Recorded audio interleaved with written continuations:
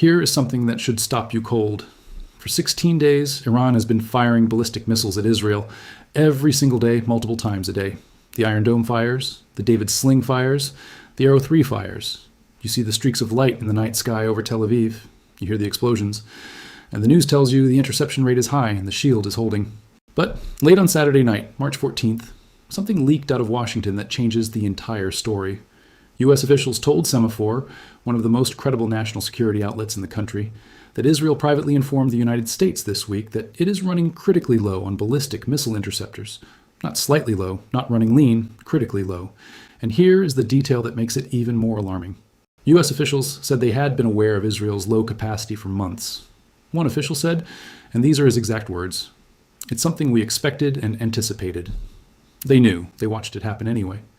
And now, on day 16 of this war, Israel rushed through an emergency $826 million budget transfer for urgent defense procurement in a late-night phone vote while most of the world was asleep. The shield is not infinite. The math is catching up. And today on Conflict Capital, we are going to walk you through exactly what happens, technically, strategically, and in terms of real human consequences, if Israel's interceptor stockpile runs dry before this war ends. Welcome back to Conflict Capital, the channel that goes past the talking points and into the actual mechanics of war. If you're new here, hit subscribe right now and tap the like button. What we are covering today is the most important military development of the entire 16-day war. And it is getting almost no coverage in the mainstream press. Let us get into it. To understand why the interceptor shortage is so alarming, you need to understand how Israel's air defense system actually works. Because it is not one system. It is multiple systems, stacked in layers, each one designed to handle a different category of threat at a different altitude and range. Think of it like a castle with multiple walls. The outer wall is the Arrow 3, an exo-atmospheric interceptor, meaning it kills missiles above the atmosphere in space before they even begin their descent toward Israel. Arrow 3 interceptors cost approximately $2 million to $3 million each. They are designed specifically for long-range ballistic missiles, the kind Iran has been firing from its territory more than 1,500 kilometers away. The second wall is the Arrow 2, a lower-altitude interceptor that catches missiles that slip past the Arrow 3, engaging them high in the atmosphere during their descent. Arrow 2 interceptors cost roughly $1 million to $2 million each. The third wall is David Sling, a mid-range system designed to handle medium-range ballistic missiles and large rockets. David Sling interceptors cost approximately $1 million each. And the fourth wall, the one most Americans have heard of, is the Iron Dome, which handles short-range rockets, artillery shells, and the individual submunitions from cluster bombs at close range. Iron Dome interceptors, called Tamir missiles, cost roughly $50,000 to $100,000 each. Now here is the critical point about how Israel entered this war. Israeli defense systems entered the current conflict already depleted after last year's fighting with Iran, when large numbers of interceptors were used to block incoming missiles. This is not a system that started at full capacity on February 28th. Israel fought a 12-day war with Iran in June of 2025, a conflict in which Iran fired approximately 500 ballistic missiles at Israeli territory. Replenishing those interceptors takes time and money. Arrow 3 interceptors are manufactured by Israel Aerospace Industries in cooperation with Boeing. They are not mass-produced items you can order from a catalog and receive next week. Production timelines are measured in months. And even with American industrial support, 16 days of sustained daily missile barrages on top of an already depleted stockpile has created a gap that an emergency $826 million budget transfer cannot instantly fix. Iran has launched around 300 ballistic missiles at Israel in over 2 weeks thus far, down from the 500 it fired at Israel during the 12-day war in June 2025. 300 ballistic missiles in 16 days. That is an average of nearly 19 ballistic missiles per day, every day, without pause. And crucially, Iran has adapted. CNN reported that Iran was adding cluster munitions to its missiles, which may exacerbate the depletion of the stock. Here is why cluster munitions are specifically designed to exhaust air defense systems. A standard ballistic missile gives the defense one target to track and intercept. A cluster munition ballistic missile reaches a certain altitude, splits open, and releases dozens, sometimes hundreds, of individual submunitions that scatter across a wide area. Each one of those submunitions becomes a separate target. The Arrow and David Sling systems, designed to kill the parent missile before separation, have a harder job against this tactic. And the Iron Dome, which must handle the individual submunitions after separation, burns through its Tamir interceptors at a much faster rate. One Iranian cluster missile can cost Israel dozens of interceptors to fully neutralize. Multiply that by 300 missiles over 16 days, and you begin to understand the mathematics of depletion. The government approved the transfer of an additional NIS $2.6 billion, around $826 million in budget funds, to the Defense Ministry for urgent and essential defense procurement, amid the fighting in Iran and Lebanon. That vote happened at midnight on Saturday. When governments hold emergency late-night votes on military procurement, it is not because everything is fine, it is because something is genuinely urgent. The timing, within hours of the Semafor report being published, tells you everything about how seriously Israeli leadership is taking the situation. Now, the IDF has officially denied the report. Israel is not running critically low on air defense interceptors amid the war with Iran, the military indicates, denying the latest in a series of international reporting, that the IDF's stockpile of interceptor missiles is emptying out. The IDF said it is prepared and ready to handle any scenario. And we should take that denial seriously, not because military denials are always true, but because it is one data point in a complicated picture. Military officials have told the Times of Israel that the operation in Iran was planned months in advance, and the planning took into account Tehran's stock of ballistic missiles and drones that it could fire at Israel. The officials also say that the IDF is prepared for a long war with Iran, which could last several more weeks, during which ballistic missile fire on Israel will likely continue. But here is the analytical problem with the IDF denial. It does not contradict the core of the Semafor report. The Semafor report did not say Israel has 0 interceptors and the next missile will hit its target. It said Israel is critically low on ballistic missile interceptors, specifically the Arrow family, and that this information was communicated to the United States. The IDF's denial used careful language, prepared and ready to handle any scenario. That is a statement about readiness, not a statement about inventory levels. And the U.S. official who spoke to Semafor emphasized that the U.S. is not running similarly low on interceptors of its own, a comment that came amid broader concerns about interceptor depletion from a longer military engagement in Iran, leaving the U.S. in a poor position. You do not make that clarification, we are not low, but they are, if there is no concern about the underlying situation. Let us talk about what the numbers look like on Iran's side, because this is the other half of the equation. The White House and the Pentagon have been very loud about the damage inflicted on Iran's missile forces. Defense Secretary Pete Hegseth told reporters on Friday that Iran's entire ballistic missile production capacity has been functionally defeated, and the White House said Iranian drone attacks are down 95%, and ballistic missile attacks are down 90%. These are dramatic claims, and there is no doubt that Iran has taken significant damage. 16 days of American and Israeli airstrikes against missile factories, launch sites, storage facilities, and command centers has not left Iran untouched. But here is the problem with the 90% claim, and it is the same problem that Conflict Capital identified weeks ago in our analysis of Iran's underground tunnel network.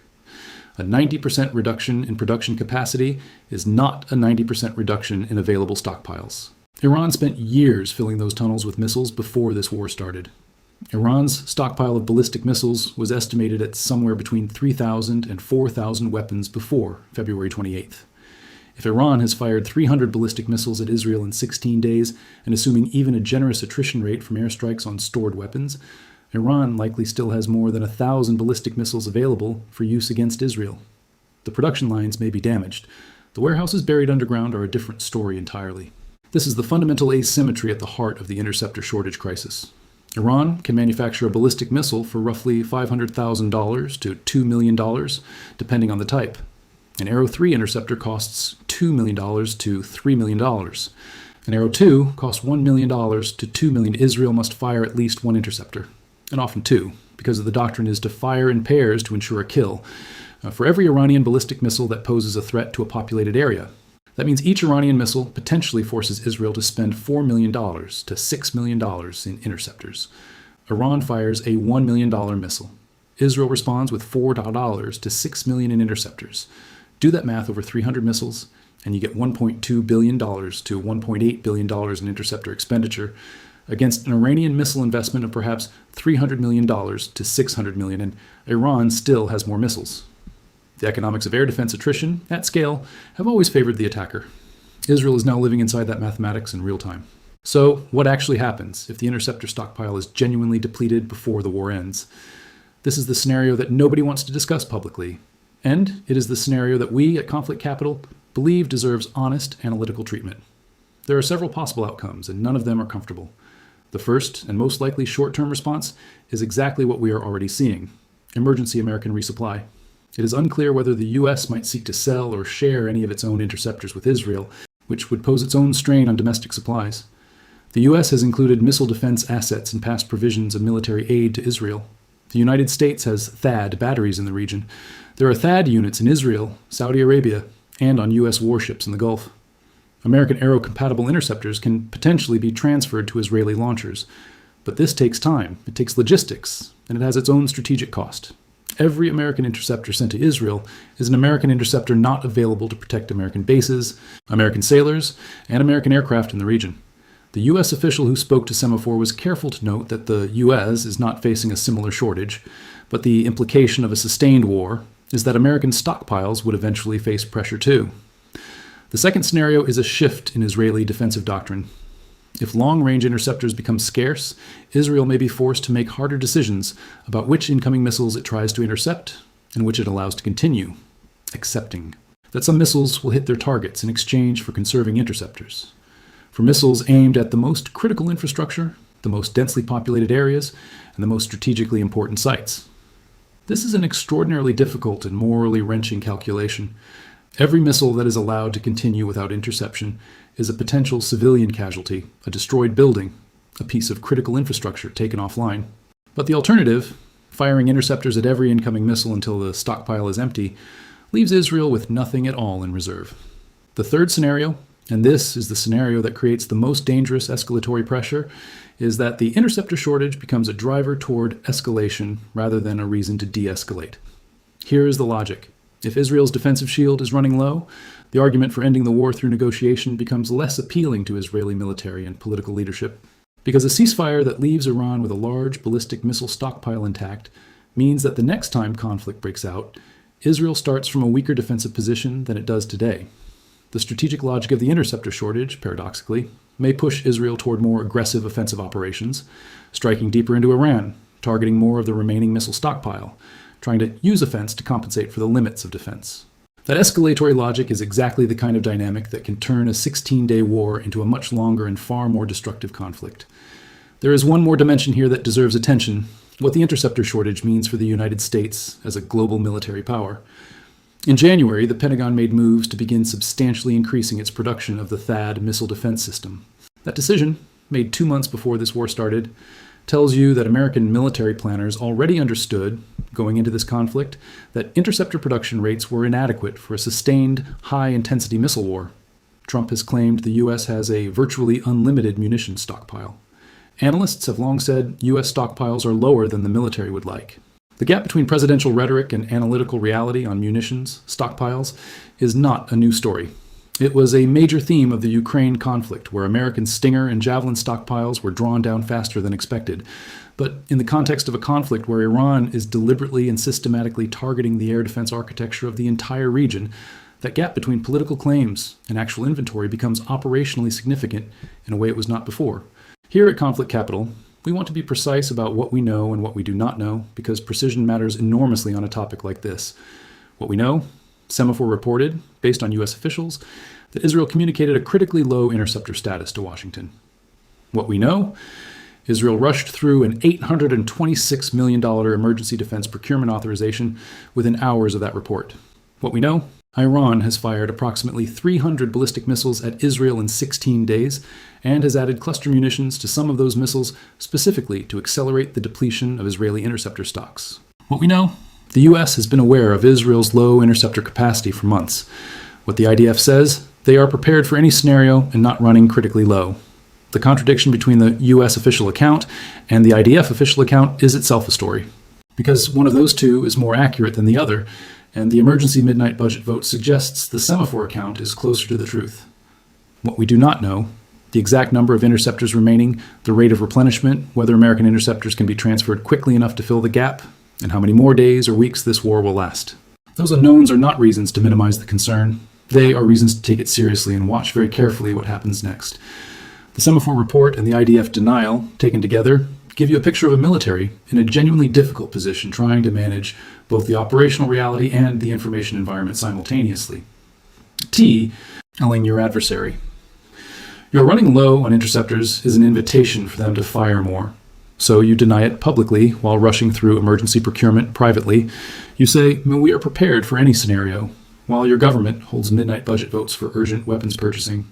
That gap between the public message and the private action is the most honest signal in this entire story. Pay attention to what governments do, not what they say. And what Israel did on Saturday night tells you everything you need to know about how seriously it is taking the words critically low. The shield is not broken, not yet. But the mathematics of this war are pressing hard against it every single day. And the outcome of this war, whether it ends in days, weeks, or months, will be determined in no small part by whether Israel can keep enough arrows in its quiver to hold the line until diplomacy or military decision can end the barrage. This is conflict capital. We will keep tracking every development on this story as the war moves through its third week. Before you go, drop a comment below. Do you think the interceptor shortage will force Israel toward escalation or toward negotiation? That is the single most important strategic question of the next 7 days, and we want to know where you stand. If this video gave you a clearer and more honest picture of what is really happening in Israel's skies right now, share it. This is exactly the kind of analysis that people following this war need and are not getting anywhere else. Hit the like button, share this video, and we will see you in the next one. Stay sharp, stay curious. This is Conflict Capital.